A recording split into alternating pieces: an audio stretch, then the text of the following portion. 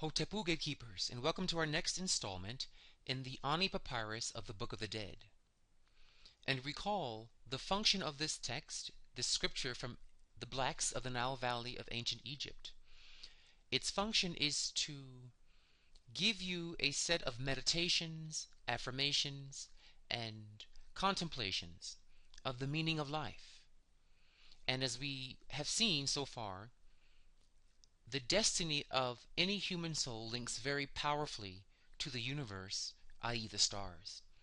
So we continue with this investigation by looking at verse 9 in Ani's papyrus, and it reads here, Dua tu haru, Dua tu keru,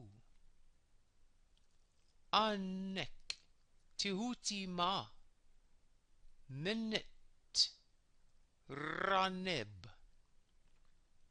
Krefti Ke Redu Insit Sibau Kher Aui Fe Kaus Nechem. Okay, and what it means is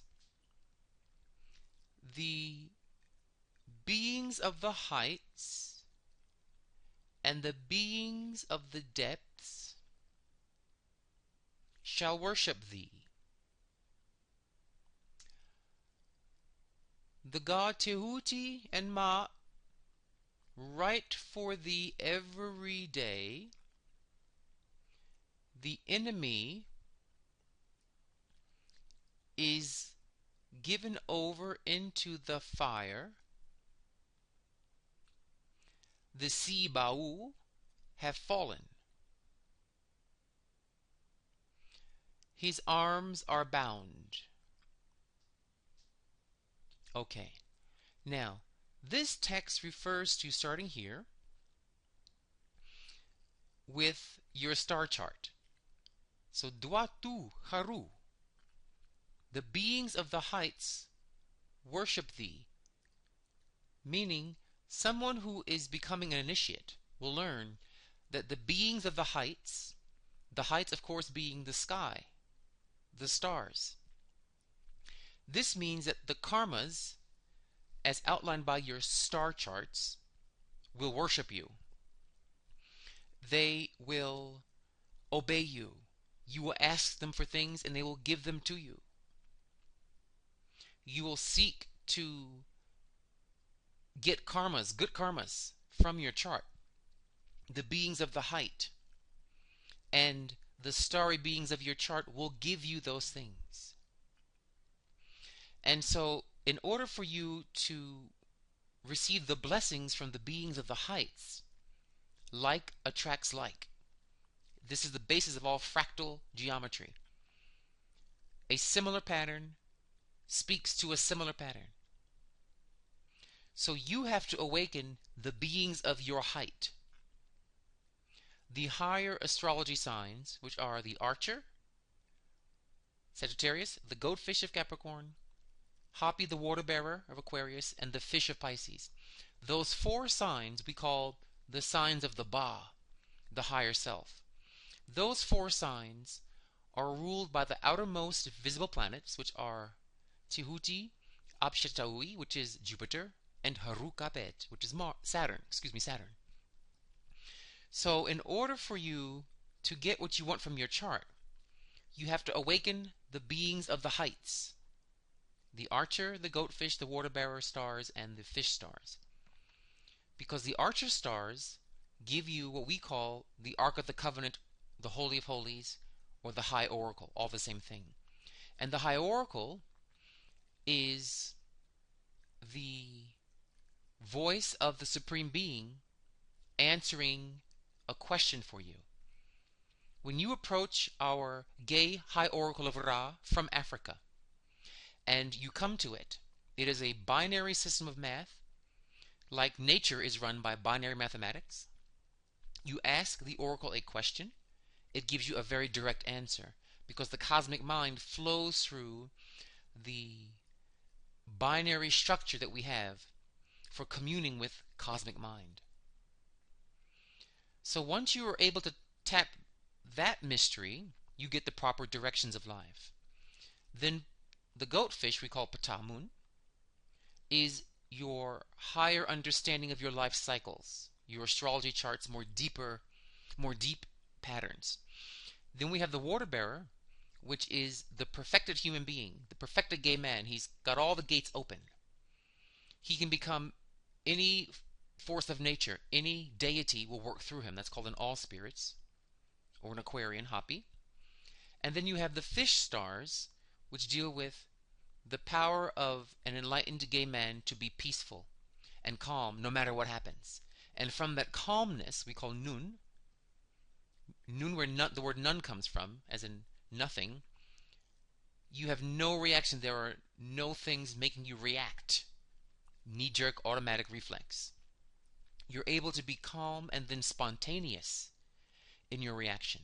Very zen-like. The fish stars are a lot like the zen energies, where you're very calm and very peaceful, and by not doing, you're able to do all things. By not being a particular thing or state of being, you can access all states of being. So the stars of the height correspond to the constellations from 9, 10, 11, 12, the archer, the goatfish, the water bearer, and the fish. And you need to awaken your higher mind. This glyph here is called Pet. We pronounce it in our dialect of Egypt, Podwa. This glyph here means heaven or sky. It's also code for the skull, the cranium, which is the sky, or the sky of your body, the highest point of your very body. So we have here this glyph, and we have here her, followed by this glyph with 3 strokes. So we have a face, a vibrating string or an open mouth, the word for heaven or cranium, and 3 strokes, meaning beings of the heights. This clearly shows the beings of the heights are the higher brain functions. Your higher brain functions, which would be, in this case, these 3 strokes apply to the pituitary, the pineal, and the thalamus. The pituitary, pineal, and thalamus. Or you can look at it from a more biological point of view. In the middle is the pituitary pineal as one complex, flanked by the 2 thalamus organs, because there are 2 of them in your skull. And the 2 thalamus organs actually resemble a Khepera beetle, the Egyptian beetle. They actually, the physiological structure of your thalamus glands look very similar to the Egyptian beetle. So, Duatu Heru, the beings of the upper 4 zodiac signs, will worship you if you contact them through the higher parts of your head, of your brain, your pineal, pituitary, and thalamus structures. And through those higher brain powers and their visions and their mysterious forces, you can call things from the universe. That's what the star means here, the universe. A man calling the universe.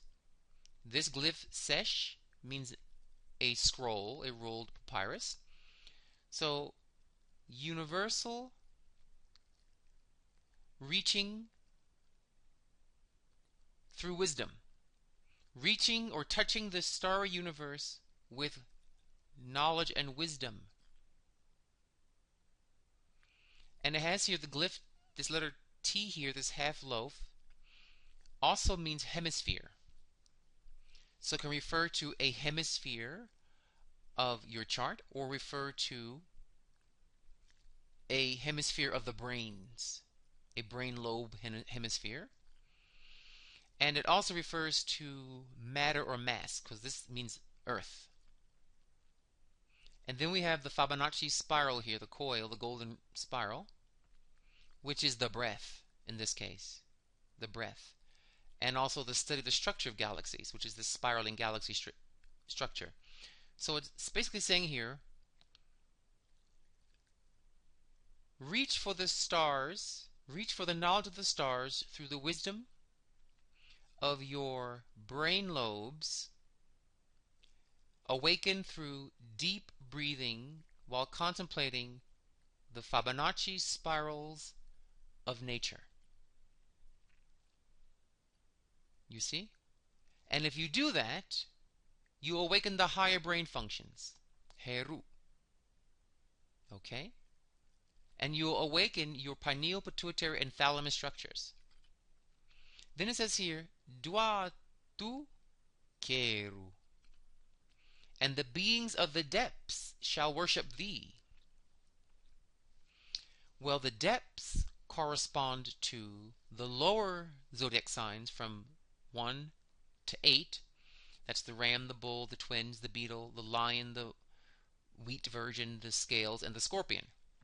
Those are the lower beings of the depths, but most specifically, the beings of the heights refers to, from astrology point of view, overall, the signs, because the stars are signs. The signs or the stars of the ram and the bull. So this can mean, on one hand, the 4 higher signs, or the signs in general, because the signs are from the heights. Duatu keru, and the beings of the depths shall worship thee. This refers to, as very polyvalent, very layered in meaning. The beings of the depths can refer to your houses of your chart, because the houses are a function of the Earth's relationship to the horizon and meridian. So the houses are generated in an astrology chart from things of the earth, the lower beings. So Duatu Haru, the beings of the heights, meaning the astrology signs. Duatu Keru, the beings of the depths, the houses of your chart. You have signs, and you have 12 signs and 12 houses. And this is saying that when you awaken your higher brain functions through the mathematical study of the structure of the universe and your link to it, while awakening your higher brain functions, those higher brain functions will control the lower brain functions. Now, the houses in Egyptian sky magic, sky voodoo, refer to the fields of magical manifestation, the fields of physical karma, actual karma. So you can, through an awakened third eye, pineal, pituitary, thalamus system, manifest things happening in your 12 houses as you think them, as you will them. This is the benefit of studying astrology, that by learning your stars above, the beings in the heights, you can use your higher mind now from that study to make the beings of the depths, your houses, give you more material versions of what the stars control. For example, your 4th house controls homes and cars. Let's say your 2nd house controls money and literature, books. Your 5th house controls jewelry and art. So if you're trying to manifest a home or a car, or want to write a book, or want to purchase jewelry, those will have to manifest in the depths of your 12 houses. But the houses can only give you what the signs that overlay them dictate. So you have to understand how to work with the signs of the stars in order to get them and persuade them to manifest what you want in the houses of your chart. This also means that the lower brain functions will tend to submit if you breathe deeply. Yes, this whole idea of breathing again, and you chant. This re means mouth, or to vibrate a string, to pluck a string and make it vibrate. If you chant and breathe properly, you can control the lower brain functions, your more animalistic ways. Okay?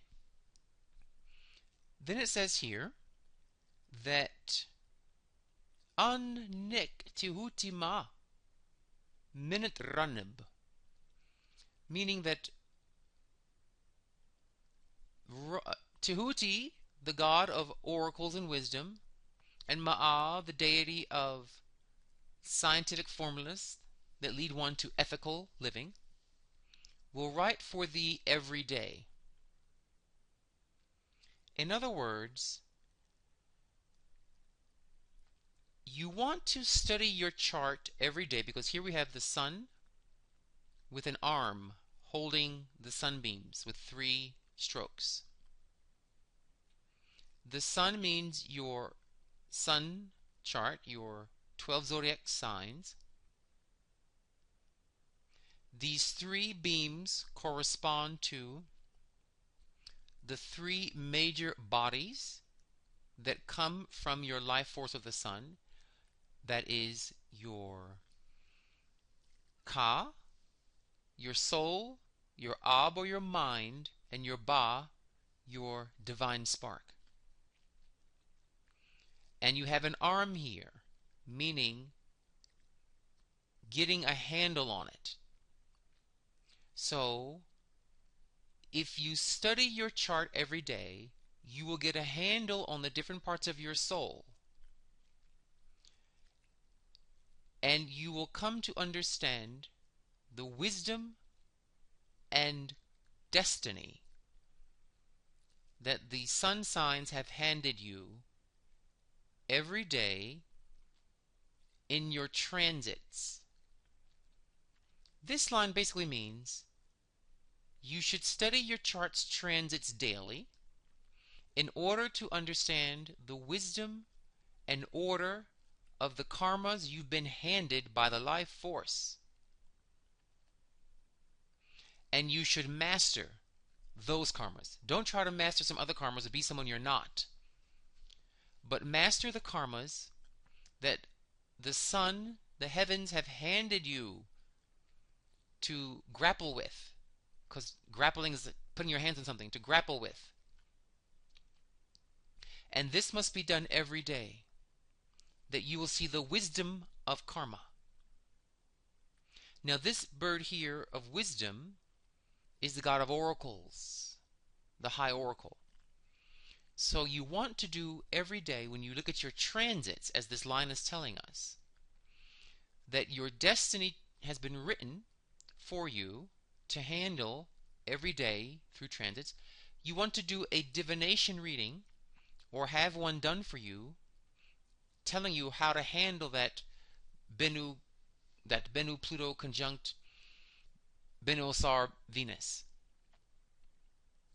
In other words, when you combine those two, Bennu Pluto and Bennu Osar Venus, you get all kinds of permutations. You can get something like a deep experience of art that could be a very mystical orgasm, that could be a treacherous mate, that could be the moment you break up with someone. It could be many, many permutations.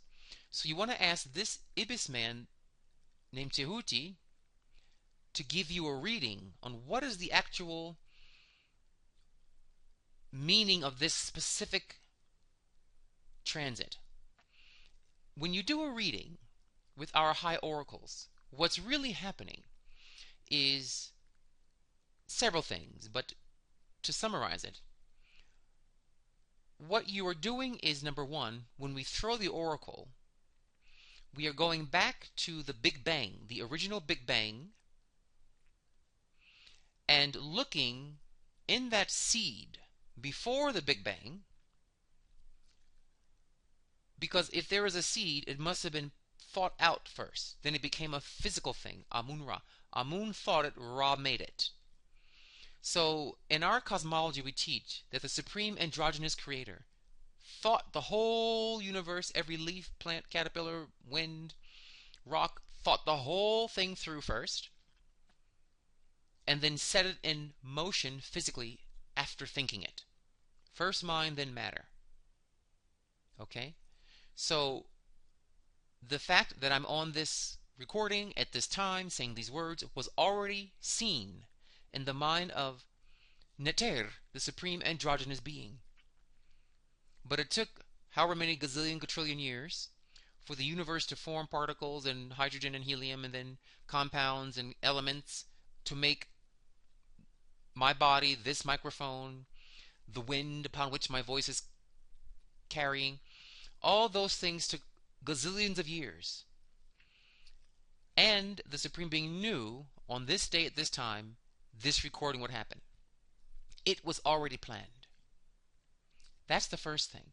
So when we do a reading, we're actually going back through a kind of wormhole of time to what was planned at the beginning at this moment.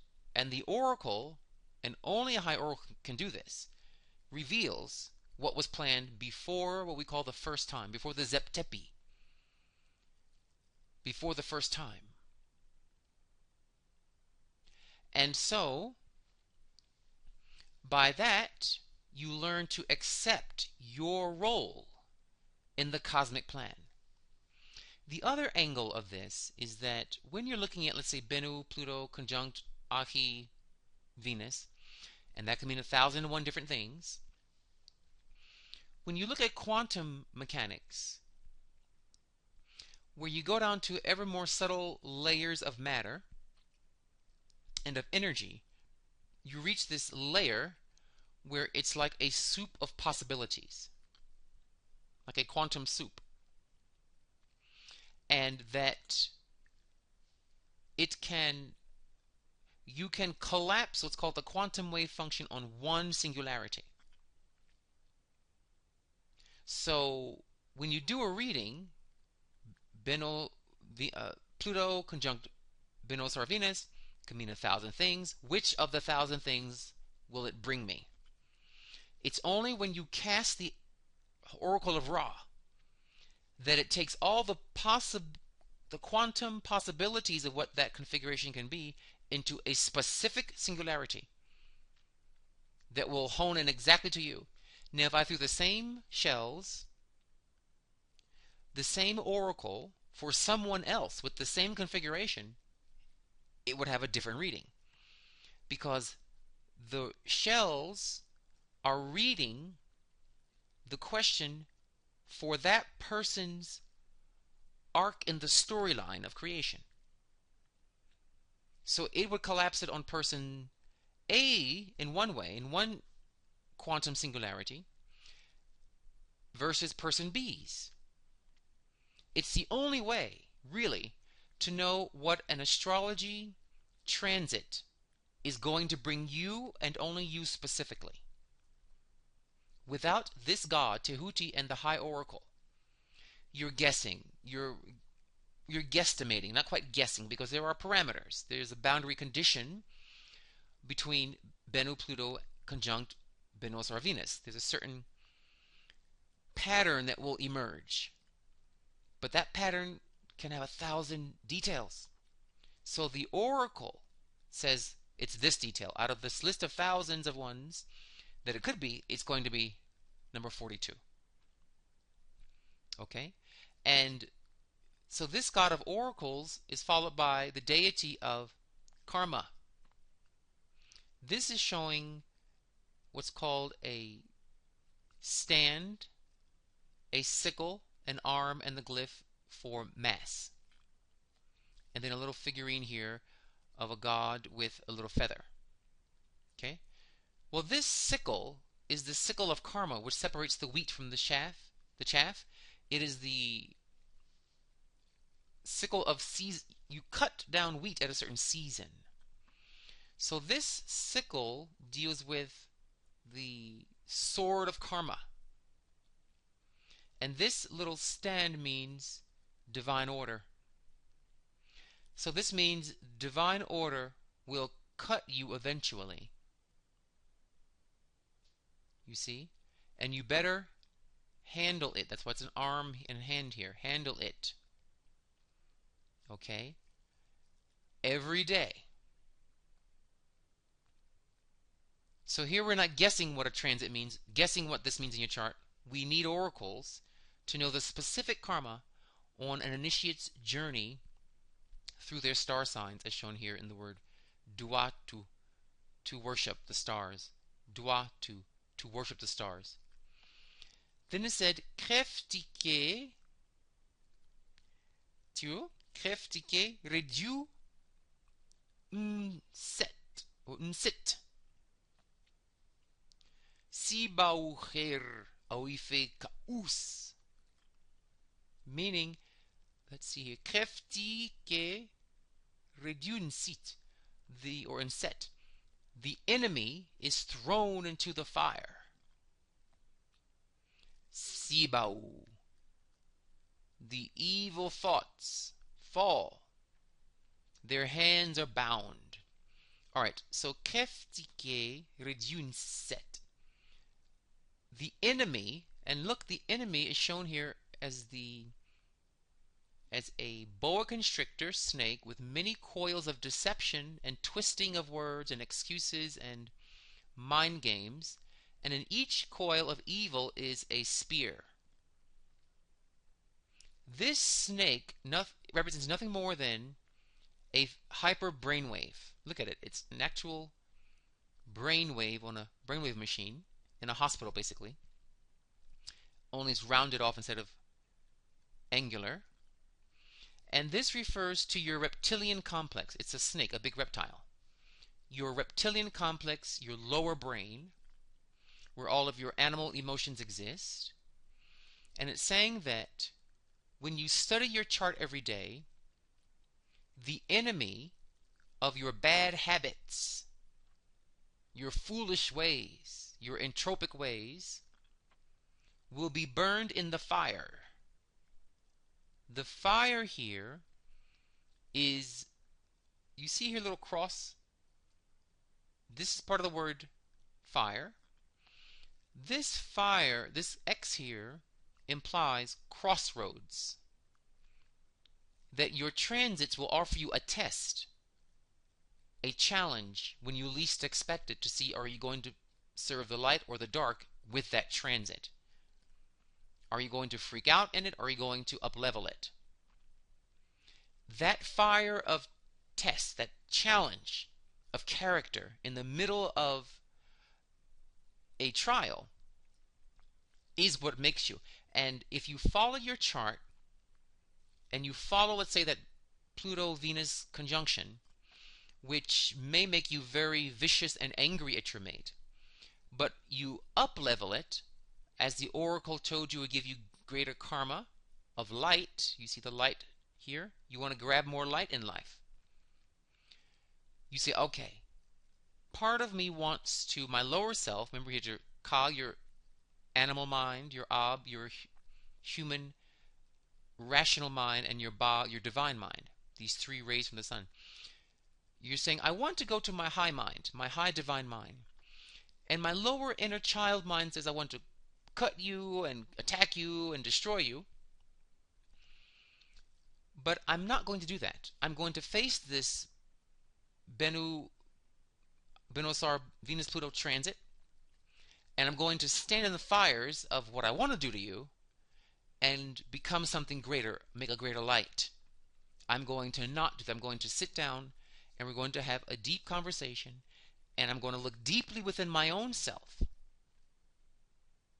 my own emotional wounds in love, and see how my own wounds are being exported or projected out onto my partner.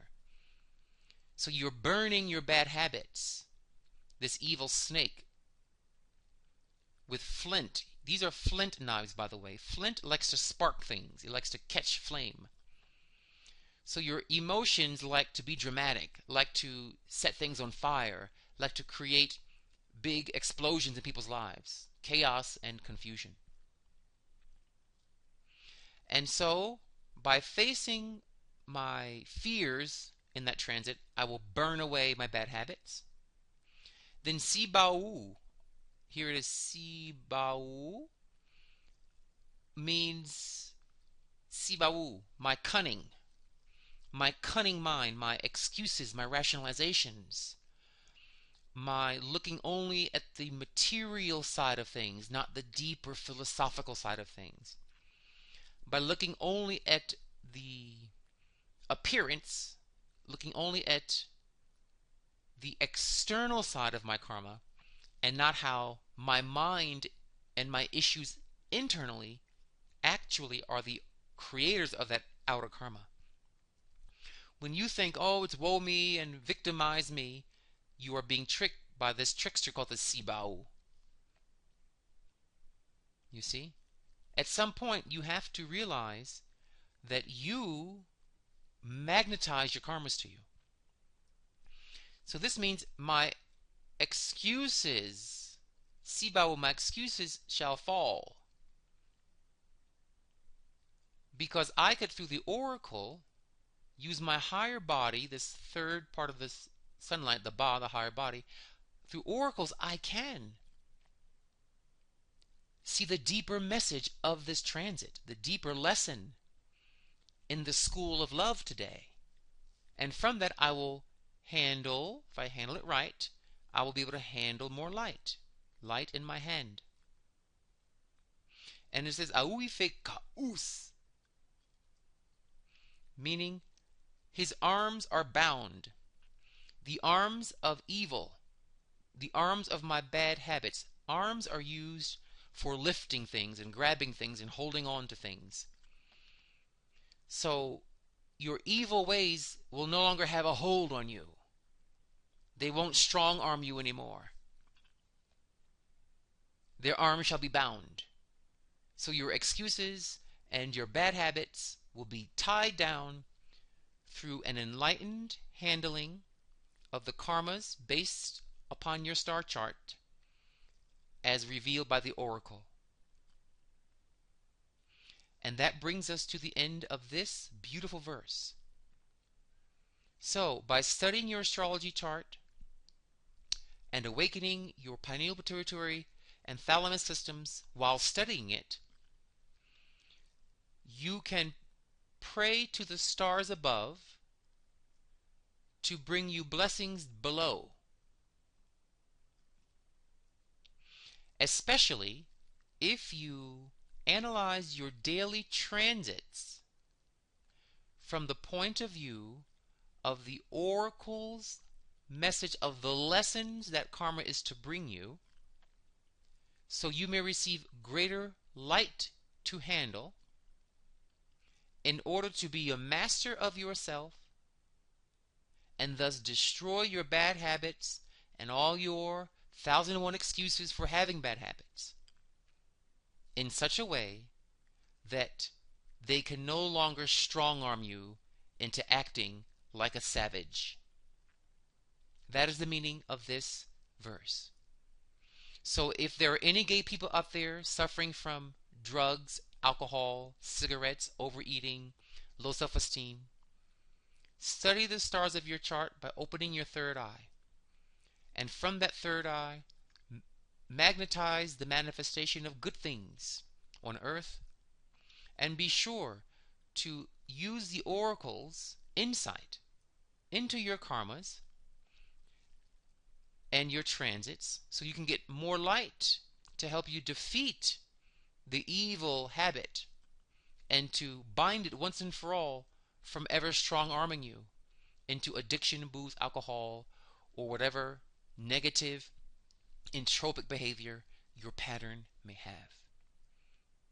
So, we pray this explanation was helpful and brought light to you, and the key is to practice these things, to study the scripture, and to use it to remind you that you are a being of light here, meant to hold the light in his hand, meaning give it a hand and learn how to handle light, that you may shun the darkness away from your karmas and from your being. Long live the light of Ra, Dwawend, Hotepu.